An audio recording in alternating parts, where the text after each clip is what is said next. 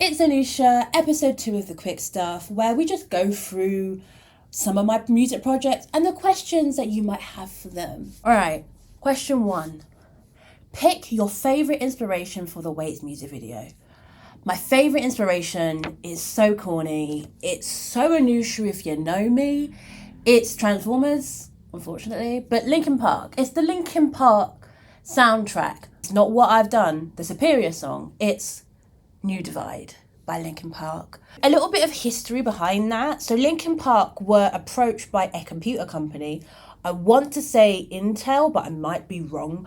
But they were approached by a computer company where they just said, hey, here's some gadgets and fun things.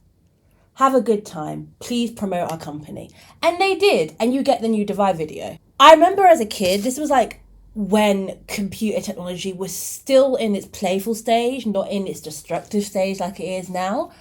It looked so fucking cool. But there was one particular scene near the end where the faces just merged together. And I was like, how in the hell did you do that? And it's strange because there aren't that many YouTubers who have done tutorials of this. There's like one or two. But I use something called DaVinci Resolve, the free version, because I'm poor. Buy merch. Because I just had to figure it out. And I did. And that's how you get that scene in Waits, which is one of my favourites. All right, next question. Question number 2. What was the hardest lesson from this process? Sometimes things don't go to plan, and in your plan, you need to plan for if things don't go to plan. We are in Anusha HQ at the moment, which means that, there are always plans, there are always dates, there's always a structure. But I didn't account for 1, my birthday, 2, being tired after said birthday, and 3, not realizing that some of the plans that I had for this music video was gonna take some time. I realized quite late into the game that a lot of the editing that I wanted to do was going to be me not doing any other social media promo, not doing any other emails, just looking at the computer and editing. And at the end of February, that's kind of what I did. I just edited. I sat down from the time I finished work, which was like 5:30, to the time I went to bed, which is redacted. For the next video, for my next single, Slaughter, it's bigger, it's better, it's outside, it's going to involve more people. I'm going to need time to edit it. So that is going to be my lesson from the Waits process. Question number 3. Proudest moment from Waits so far. Ooh, proudest moment. I've had a couple of people comment on the video and ask me to be part of their festivals, which that's kind of fun.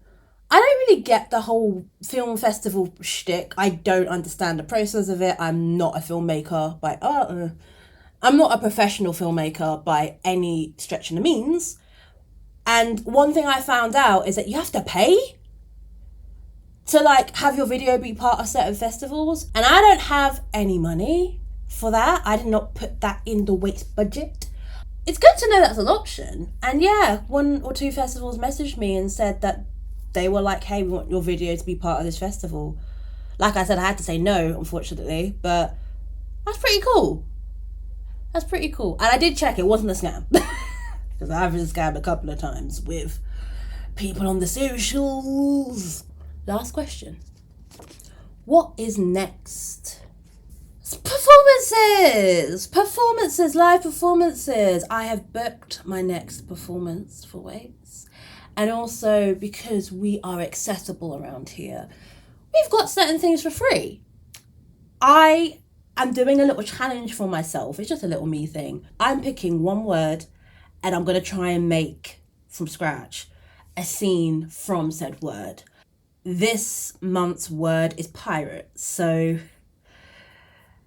you see where we're going with this. I am going to enjoy this process. The second mistake I made with Waits is taking myself a bit too seriously because I didn't account for my own mental health.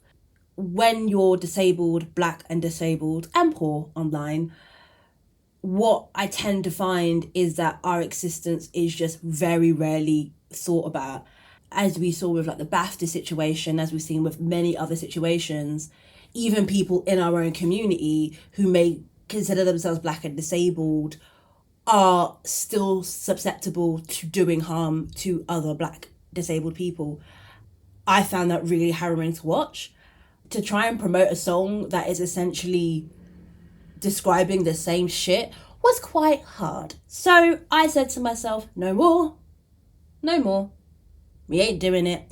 And instead, we are going to focus on having fun, still portraying the same message, but having a bit of fun. So yeah, that's it. That is the quick stuff, which was not so quick.